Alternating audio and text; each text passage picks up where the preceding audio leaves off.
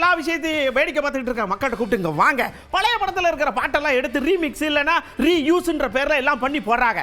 அதுவும் கொஞ்சம் கிட்ட ஆயிடுது. ஆனால் இதை சம்மந்தப்பட்டவட்ட கேட்க மாட்டேங்கிறாங்க.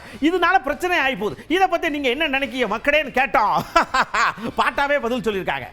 பழைய பாட்டுக்கு அதுக்கு ஒரு தனி ஒரு மகத்துவம் இருக்கு இல்லைங்க. பழைய பாட்டுக்கு ஏற்கனவே ஹிட் ஆகிருக்கு.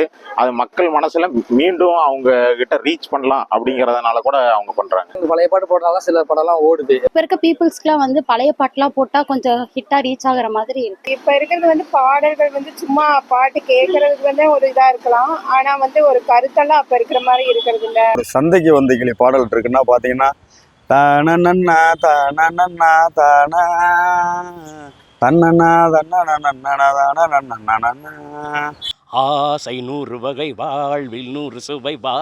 40 வருஷங்களை கடந்தாலும் இன்னைக்கு வரைக்கும் அந்த பாட்டு ஃபேமஸாக இருக்குது. ஏ அத்தா அத்தோரமா வரியா. ஆனால் இளையராஜா நார்மலாக பண்ணியிருந்தாலும் மனசில் டியூன் நிற்கும். ஆனால் இப்போ உள்ள இசையமைப்பாளர்கள் அதை வெஸ்டர்னாக மாற்றி ஃபுட்டு ட்ரம் இகும்பெல்லாம் சேர்த்து வேறு லெவலில் பண்ணதால் மக்கள்கிட்ட அந்த பாட்டு ரீச் ஆகுது ரீமிக்ஸ். அந்த காலத்தில் இசையமைப்பாளர் இசையை ரசிச்சியும் ஆத்மாத்மா விரும்பி இசையமைச்சாங்க. இன்னைக்கு புதுசாக ஒரு படம் வருது, புதுசாக பாட்டு வருது, அவன் கேட்குறான், அதோட மறந்துடுறான். அதாவது இன்னைக்கு உள்ள இசையமைப்பாளர்கள் அல்லது படம் எடுக்கிற இயக்குநர்களே பார்த்தீங்கன்னா புதிய தேடல்கள் இல்லை. தற்போதுள்ள புதிய இசையமைப்பாளர்களால் கண்டிப்பாக நல்ல பாடல்களை அவர்களால் கொடுக்க முடியும்.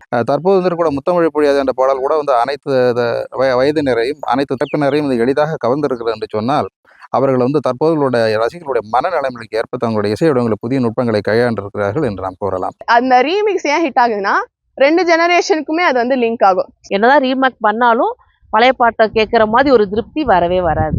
இருக்காங்க, இளையராஜா இருக்காங்க, அவங்கள்ட்ட இருக்கிறது இவங்களால கொடுக்க முடியாது. பழைய ஆளுங்களுக்கு உள்ள டேலண்ட் இவங்களுக்கு என்ன சரியா வரலன்னு தான் நினைக்கிறேன்.